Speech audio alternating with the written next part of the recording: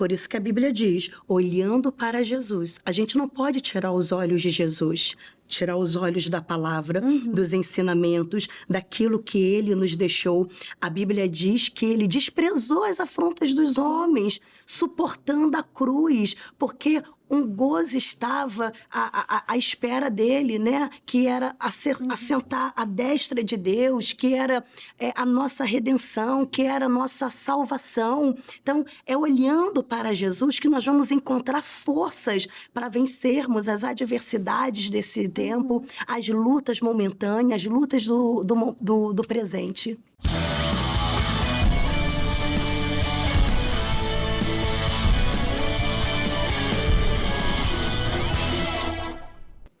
Meus amigos, meus irmãos, que alegria ter cada um de vocês em mais um podcast bíblico. Seja muito bem-vindo. Te convido a ficar até o final desse programa, porque Deus quer falar coisas maravilhosas com você. Então esteja atento, que o seu coração seja agora essa boa terra, pronta para receber a semente e gerar muitos frutos para a glória de Deus. Já prepara sua Bíblia Sagrada, deixe ela aberta em Hebreus e hoje vamos estudar o capítulo 12. E amanhã já vamos encerrar Hebreus capítulo 13 e daí nós encerramos, olha que maravilha, mais um livro concluído para a glória de Deus. Para você de casa ficar por dentro das novidades, bastidores e também participar das próximas votações, dos próximos livros que vamos estudar aqui no podcast, você precisa seguir o canal CJC no Instagram. Nosso perfil é o @canal.cjc. A gente sempre coloca tudo por lá, então você precisa estar seguindo e ficar por dentro de todas as novidades e também, é claro, das votações aqui do podcast bíblico, tá bom? Então já estamos nos encaminhando para o final, mas ainda tem muito conteúdo em Hebreus capítulo 12. E para estudar comigo, no dia de hoje, quem está aqui nos estúdios, começo apresentando a pastora Aparecida. Pastora, que bênção te receber, seja bem-vinda mais uma vez. Obrigada, Júlio. Prazer é meu, honrada pelo convite. Boa tarde a todos que nos ouvem. E cremos que esse estudo vai ser para edificação, para agregar na nossa fé, em nome de Jesus. Tenho certeza disso. Como falamos no programa anterior, são segredos, né? São ensinamentos. Você está aqui numa escola e na escola você tem que ficar atento, porque o dia da prova chega. Então anota todo o conteúdo, tudo que Deus for falando ao seu coração, porque serão chaves para você abrir portas, serão ali momentos preciosos que você vai ter de revelação para quando chegar a dificuldade você lutar com a arma correta, que é a palavra de Deus. E pastor Mateus, seja muito bem-vindo mais uma vez, que bênção te receber. É um prazer estar de volta aqui, vai ser uma alegria poder estudar um pouquinho sobre esse texto aqui do capítulo 12 de Hebreus. Eu tenho certeza que você que nos acompanha, nos assiste, Deus vai revelar coisas lindas ao seu coração em nome de Jesus. Amém, fica ligado, hein? Deus está falando, nossos ouvidos têm que estar atentos à voz dele, reconhecer a voz dele. Bom, e agora eu vou pedir aqui a bênção da pastora Aparecida, apresentando esse momento a Deus e convidando o Espírito Santo, que a letra pode matar, mas o Espírito vai vivificar. Este livro aqui é um livro vivo, que fala com você. Então, pastora, por favor. Amém. Amém.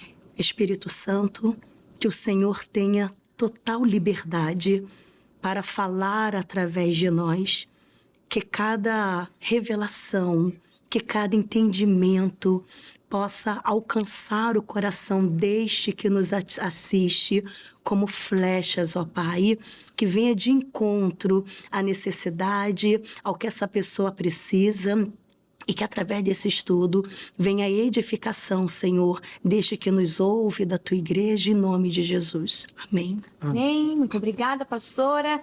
E agora sim começamos esse estudo. Já vou aqui abrir as anotações. Eu gosto de acompanhar tanto na Bíblia ARC, né, Revista Corrigida, que é essa aqui, e também na linguagem de hoje. Acho que traz com bastante clareza para nós. Enfim, é uma combinação, né? Eu gosto de estudar com outras versões, para a gente ir complementando no entendimento, né? Uma benção. Os assuntos que a gente vai ver aqui é perseverança no meio das provações, segundo o exemplo de Cristo, e também veremos sobre a exortação à santidade e vários preceitos também, vários conselhos que o autor deixou registrado para cada um de nós. No versículo 1, a gente já vai ver assim: assim nós temos essa grande multidão de testemunhas ao nosso redor. Portanto, deixemos de lado tudo que nos atrapalha, todo o embaraço, né? E o pecado que se agarra firmemente em nós. E continuemos a correr sem desanimar, a corrida marcada para nós. Pastor Mateus, a gente já começa aqui vendo que é uma grande testemunha ao nosso redor. Sempre haverão olhos em todos os lugares, né? Então, antes de você fazer alguma coisa, você olha para o lado, olha para o outro, mas principalmente olha para cima, né? Que sempre tem testemunhas ao nosso redor. Então, temos que dar o bom testemunho. Com certeza, dar o bom testemunho aqui primeiro, porque a gente está levando o nome do nosso Senhor Jesus. Ele é o nosso exemplo máximo. Então, se nós levamos o evangelho, boas notícias, a gente não tem que ser propagador de más notícias, né? Pelos nossos gestos, pelas nossas ações, pelas nossas palavras. Costumo até pensar naquilo que o pastor Jaime fala, que embaraço não é pecado, ou seja, são as nossas ações que às vezes podem trazer um certo embaraço para a vida de alguém. A nossa humanidade, muitas vezes, alguma correção na sua personalidade aí que tá aflorando demais e tá apagando o Espírito de Deus, toma cuidado, deixando todo o embaraço. E é interessante pensar que a gente acabou de vir, lembrando da conectividade que a Bíblia tem em todos os momentos, em todos os capítulos, a gente veio da galeria dos heróis da fé. Então, quando fala também sobre uma grande multidão de testemunhas, e fala também sobre uma corrida, eu imagino como se nós estivéssemos ali nessa corrida e eles estivessem assistindo, né? Pois é. E ao mesmo tempo, e vai dizer aqui no versículo 2, conservemos os nossos olhos fixos em Jesus, pois é por meio dele que a nossa fé começa e é ele quem aperfeiçoa. Ele não deixou que a cruz fizesse com que ele desistisse. Pelo contrário, por causa da alegria que lhe foi prometida, ele não se importou com a humilhação de morrer na cruz e agora está sentado do lado direito do trono de Deus. Então a gente vê, né, existe essa testemunha, essas testemunhas ao nosso redor e nós estamos ali correndo, lutando, deixando o pecado, deixando o embaraço, as nossas humanidades, naturalidades e passamos a olhar só para Cristo, o autor e o consumador da nossa fé. Pastor, até falamos aqui, né, de manter os olhos fixos em Jesus, até porque ele passou por essa corrida também. A gente não pode se esquecer disso, que ele pisou nessa terra como um homem, com a mesma capacidade que eu tenho, que a dona Aparecida tem, que o pastor Mateus tem, enfim. Ele passou aqui como um homem e deixou para nós o exemplo. Então nós temos não só de olhar para Jesus como filho de Deus, mas como alguém que passou por essa terra e venceu. Então eu também posso vencer.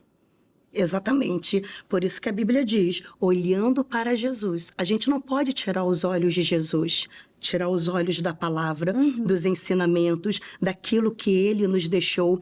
A Bíblia diz que ele desprezou as afrontas dos homens, suportando a cruz, porque um gozo estava à espera dele, né? Que era assentar à destra de Deus, que era a nossa redenção, que era a nossa salvação. Então, é olhando para Jesus que nós vamos encontrar forças para vencermos as adversidades desse tempo, as lutas momentâneas, as lutas do presente. Exatamente. Então, o que nós aprendemos até o momento é de você, de fato, desapegar de tudo que está sendo atrapalho.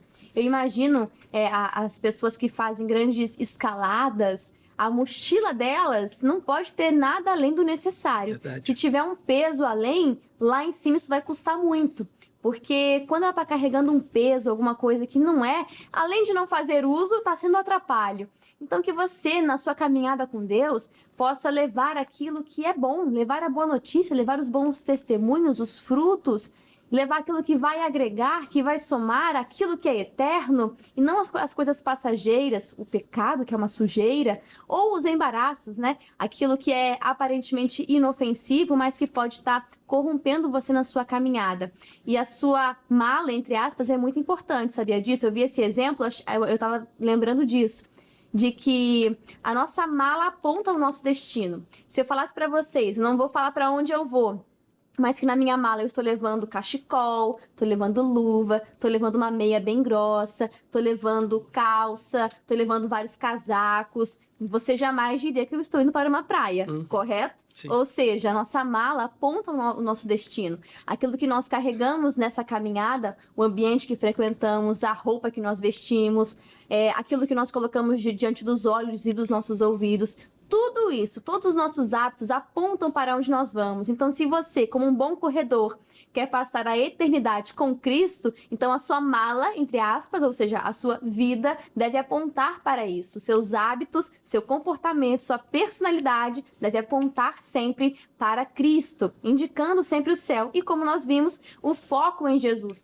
O que será que está te atrapalhando, te distraindo? O que é que você botou na sua mala que não tem que estar lá, que está apontando para o destino errado? Não, deixa isso, deixa todo o embaraço.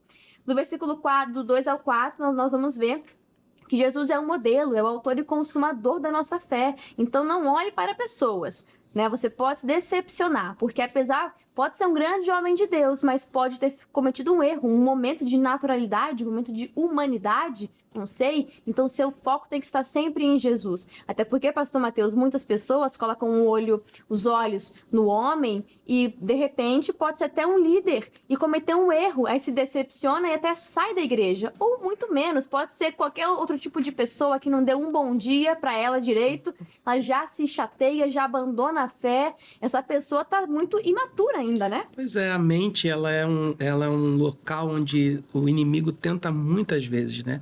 Trazer maus pensamentos, más ideias. E às vezes, como você mesmo disse, né? Às vezes a pessoa não falou, ou porque ela estava distraída, a pessoa já leva aquilo para a mente dela. Ai, por que ela não falou comigo? Por que ela fez isso? Será que eu fiz alguma coisa contra ela? Ou até mesmo alguém, né, numa posição, num cargo alto, comete um deslize porque é ser humano, vai falhar.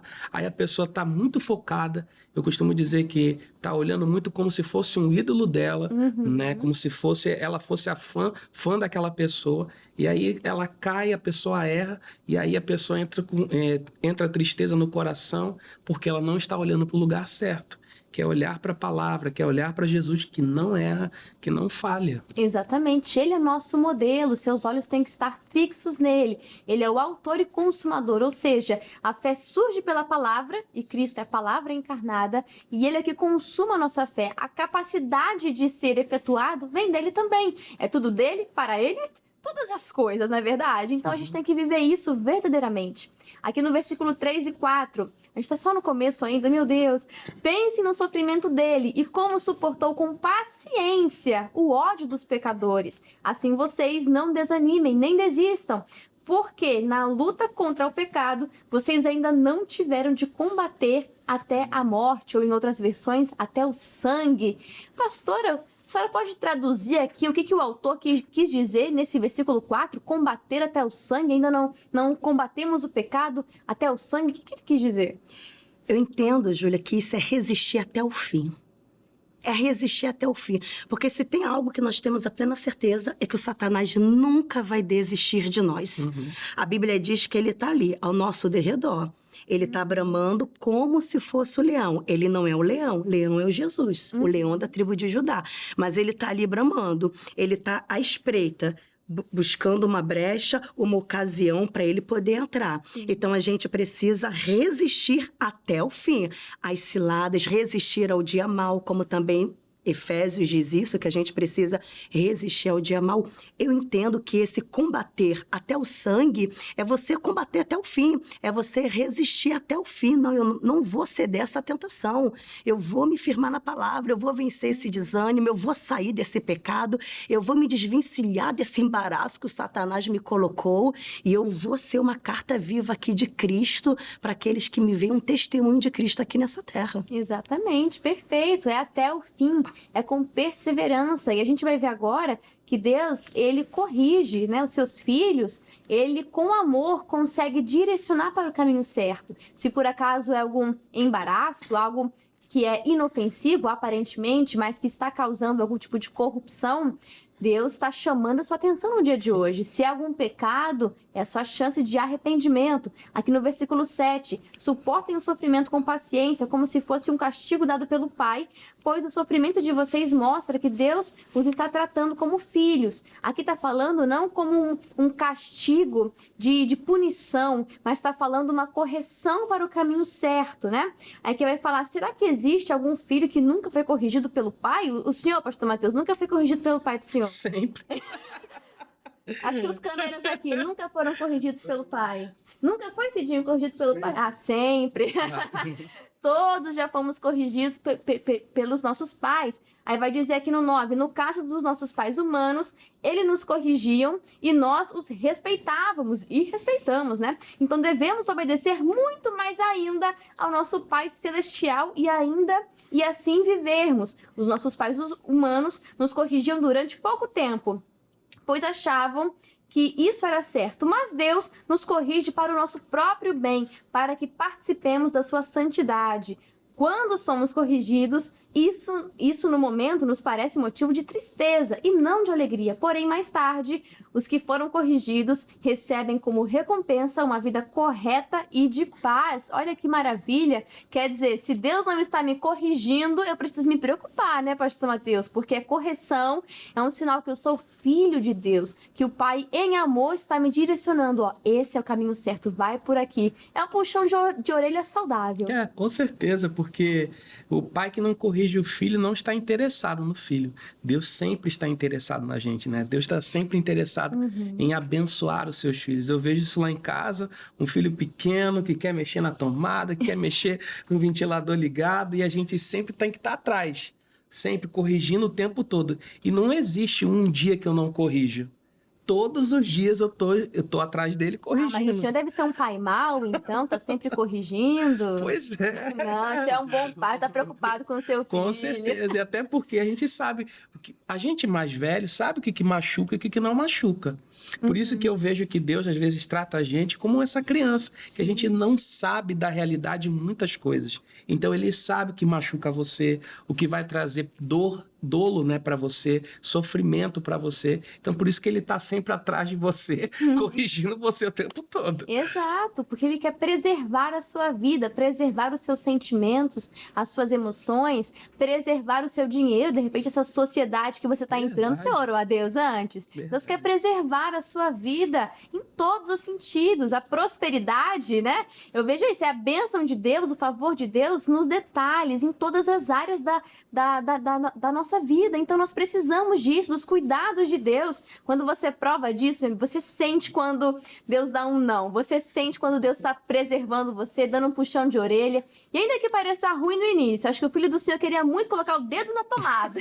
Para ele deveria ser a maior experiência, mas mal sabe ele, queria se machucar muito. Pois então é. o pai vai lá e puxa a orelha, né? Então aceite a disciplina para o seu crescimento espiritual. E para a gente já se encaminhar para a última parte, do 12 ao 29, última parte, né? É uma grande parte, tem vários versículos. Vai falar de conselhos e avisos, algumas exortações para a santidade. Do 12 ao 13, nós vamos ver o autor encorajando os leitores a se reanimarem na fé. A caminhada cristã, ela vai necessitar desse encorajamento mútuo, como falamos aqui no outro programa, né? Dessa união da igreja, de você fortalecer o seu irmão e também ser fortalecido. É uma via de mão dupla e é uma decisão de continuar. Já no versículo 14, a gente vai ver algo interessante. Eu vou ler aqui com vocês. Vai dizer assim: procure ter paz com todos e se esforcem para viver uma vida completamente dedicada ao Senhor, pois sem isso ninguém o verá. A gente vê muito na parte B do versículo, né? Sem santidade ninguém verá o Senhor. Mas, pastor, também tem uma parte importante aqui que a gente não gosta muito de olhar. Ter paz com todos, meu Deus! Ter paz com todos e a santificação, pois sem santificação ninguém verá o Senhor. Então, voltando no assunto de igreja, de vivermos em comunidade, é preciso, no que for possível, ter paz com todos. É verdade. E a gente precisa entender que as pessoas não são como nós, né? As pessoas são diferentes na sua essência, na sua educação. A beleza tá aí, né, pastora? Exatamente, na forma de enxergar a vida. E como bem você falou, a beleza tá aí, porque ali a gente vai se encaixando. Porque aquilo que falta em mim vai ter de sobra no irmão. E o corpo de Cristo vai se encaixando. Mas, às vezes, alguns irmãos não conseguem entender isso. Eles querem que todos sejam do jeito deles, Como da se o seu forma jeito fosse deles. melhor, né, minha amiga? Exatamente, não é assim. Como se você fosse o padrão.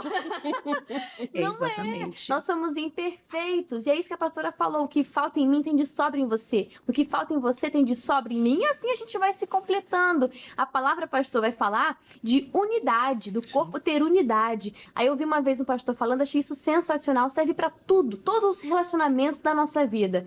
Unidade é isso, é a imperfeição do outro, se completando e ambos se juntando. Se fosse tudo igual, seria uniformidade. E não é isso que a Bíblia fala. A Bíblia fala unidade, pastor. Pois é, unidade, eu estar entrelaçado no outro, mesmo com as ações que a pessoa tem, né? A forma que ela pensa do mundo. Como a senhora falou, a pastora falou aqui, né?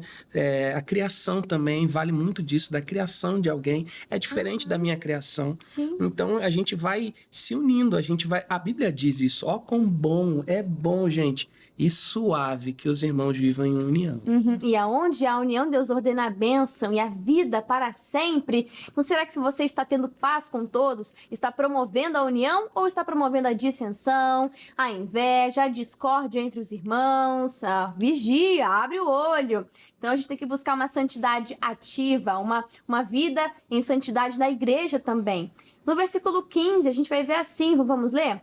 Tomem cuidado para que ninguém abandone a graça de Deus. Cuidado para que ninguém se torne como uma planta amarga que cresce e prejudica muita gente com o seu veneno. A gente vai ver aqui raiz de amargura, né? Vamos ver que quando a pessoa não perdoa muitas vezes, em qualquer relacionamento, inclusive com os da igreja, é preciso haver perdão, porque você também já foi perdoado e é necessário que você perdoe o seu próximo também.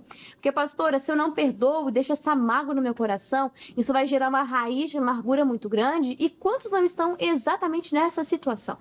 Exatamente. Interessante, Júlia, que eu meditava de uma forma mais profunda nessa palavra, e o entendimento que o Espírito Santo me trouxe aqui é que a raiz de amargura, ela te priva da graça de Deus, que é o favor de Deus, ela te perturba, porque na minha tradução está dizendo aqui, te perturba, e por último, ela faz você contaminar os outros. Olha quanto prejuízo eu trago para minha vida quando eu deixo permanecer sentimentos ruins, de mágoa, de tristeza, de traumas, de amargura dentro do meu coração. Eu me privo do favor de Deus, eu fico sendo perturbada por esses sentimentos e eu acabo contaminando aqueles que estão ao meu redor. Exatamente. E quando você não perdoa, você não vai receber o perdão de Deus. Então, é isso, é se privar da graça. Não queira isso para sua vida. Você foi perdoado de uma dívida infinitamente maior. O que é perdoar o seu irmão? Né, pastor? O que é perdoar o seu irmão? A Bíblia vai falar que é uma dívida muito menor. Então, a gente pode doer muitas vezes, mas é o que a palavra fala. E se ela ensina assim, é para o nosso bem, pastor. Pois é, e a pessoa às vezes está sofrendo. Eu falo muito pra gente que anda muito comigo, eu falo assim, gente, não vamos trazer coisas que a gente vai perder tempo na nossa vida. Sim. Sabe, a gente tá perdendo muito tempo quando a gente não libera perdão e a gente acha que a pessoa que tá lá, que não recebe o perdão, que tá sofrendo. Não, somos nós que vamos sofrer. Essa palavra perturbação, ela é muito forte, porque a pessoa não consegue dormir direito. Às vezes ela só pensa naquela pessoa e do outro lado a pessoa não tá nem pensando naquela situação.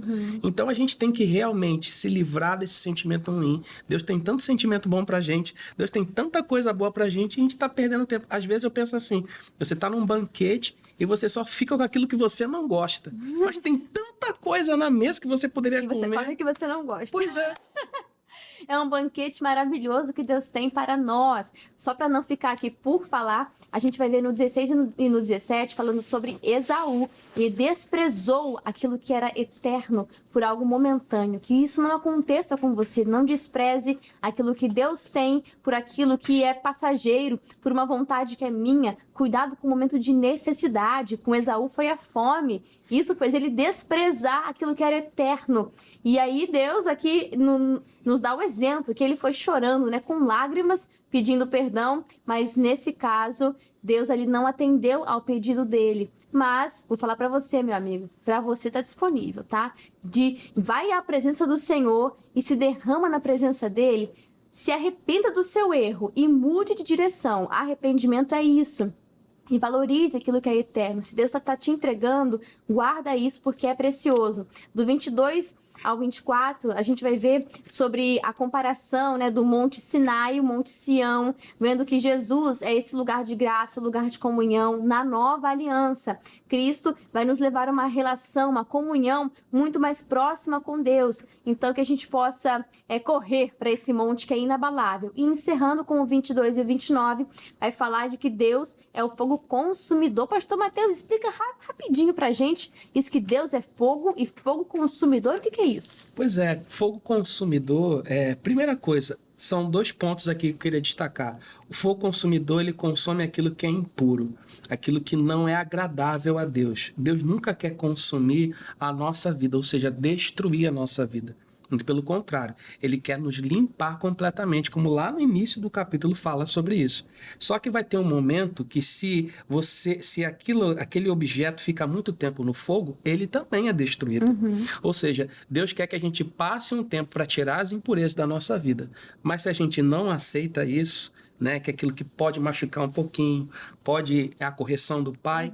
Se a gente não aceita isso, a gente está muito tempo nesse fogo. Aí ele vai acabar consumindo, né? Ou seja, uma destruição que não é da vontade de Deus, que não é o querer de Deus, mas é uma destruição que a pessoa está se impondo, né? Colocando na vida dela mesma. Então deixe Deus trabalhar na sua vida. É um fogo inteligente, né, pastor? Verdade. Se você deixar o Espírito Santo trabalhar, ele vai tirar o que precisa ser tirado, tirar a impureza, as escórias e fazer de você algo de muito mais valor. Porque quando um ouro tem ali as suas impurezas no meio, uma prata tem as suas impurezas, ela vale menos. Mas quando ela passa pelo processo de purificação, você vai ver quanto valor é agregado àquela peça.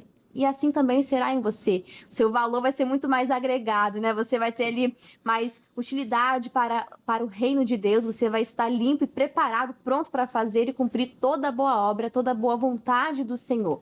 Então, deixa Deus trabalhar na sua vida, tá bom? Para a gente poder encerrar, eu vou ler o comentário do missionário R.R. Soares, que sobre Hebreus, capítulo 12, o penúltimo capítulo, ele diz assim: como cristãos, estamos rodeados de testemunhas e temos uma carreira de fé a percorrer nesta terra. No entanto, para que a completemos vitoriosos, é preciso nos livrar de todo embaraço, o pecado, o pensamento maligno de desistir e também a incredulidade.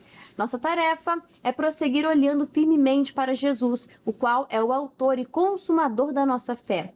Ele é a razão da nossa esperança, o único caminho para o Pai e aquele que tem todo o poder de completar a obra que iniciou em nós até o dia de sua vinda. Cristo é, em tudo, o nosso maior exemplo, visto que foi perseverante a despeito da afronta de seus opositores até a morte de cruz. Em meio às provações, precisamos nos lembrar de que o Senhor corrige todo aquele que é recebido como seu filho. Que privilégio, né? Deus abençoe o missionário R.R. Soares, muito obrigado pela sua participação aqui no podcast bíblico. E pastor Mateus, muito obrigado aqui por tudo que o senhor acrescentou, foi uma bênção. E passa para a gente também a pessoa que quer encontrar o Senhor, né? Quer um atendimento, uma palavra. O Senhor está no louvor lá em Madureira. Isso. Então passa para a gente os horários, o endereço, fica à vontade. Eu me encontro na Praça Armando Cruz, número 120, no Shopping Tem Tudo, como o nosso pastor diz, tem tudo de bom. Ali em Madureira, na nossa sede estadual aqui no Rio de Janeiro, para você participar conosco todos os domingos às 7, 9h30, 15 e também às 18 horas com o pastor Michael Marques. Eu vou estar no início, no louvor, fazendo aquele momento de adoração e de busca do Espírito Santo. Também eu faço os cultos na quarta-feira também, às 17 horas. Então, todas as quartas-feiras eu estou às 17 horas ministrando a palavra de Deus. Maravilha! Você não pode ficar de fora dessa bênção. Vai ser ali uma porção do céu para poder te abençoar cada dia mais. E pastora Aparecida, muito obrigado mais uma vez, podcast aqui de portas abertas para a senhora. E para quem quiser te encontrar, pastora, como que essa pessoa faz? Nós estamos ali na rua Júlio Bara, 1324, no bairro de Vila Rosário, na cidade de Duque de Caxias, neste domingo, às 8 horas da manhã e às 18 horas. Perfeito, obrigada, pastora. E você aí de casa, muito obrigado pelo seu carinho, você ficou com a gente até o final. Glória a Deus por isso, que Deus te abençoe a cada dia mais. Já faça a leitura de Hebreus capítulo 13, o último deste livro. Qual será o próximo, hein? Lá no nosso Instagram a gente sempre fala com antecedência para você ficar por dentro. Então já estude Hebreus capítulo 13 e volte para o próximo podcast bíblico para mais estudo desse livro vivo, dessa palavra eficaz. Um grande abraço, que Deus os abençoe e até mais! E aí, curtiu esse estudo da Palavra de Deus? Então já deixa o seu like, deixa o seu joinha e nos ajude compartilhando. Foi bênção para a sua vida, também vai ser bênção para outras pessoas. Deixa Deus te usar e compartilha essa mensagem de fé. Deixa aqui nos comentários o que você achou, o que Deus falou com você. A gente quer muito saber. E se você ainda não é um inscrito do nosso canal do YouTube, canal CJC Oficial, então se inscreva e ative o sininho das notificações. Nesse canal você pode conferir os programas que a gente grava aqui na íntegra, completos, sem cortes, para poder abençoar e te edificar na fé, tá bom? E te convido também a você conhecer o nosso canal do Instagram. Novidades, bastidores, as votações do podcast bíblico acontecem por lá, conteúdos exclusivos e muito mais é no nosso canal, é no nosso perfil do Instagram, @canal.cjc. Um grande abraço e já pode maratonar o podcast bíblico, hein? Até mais!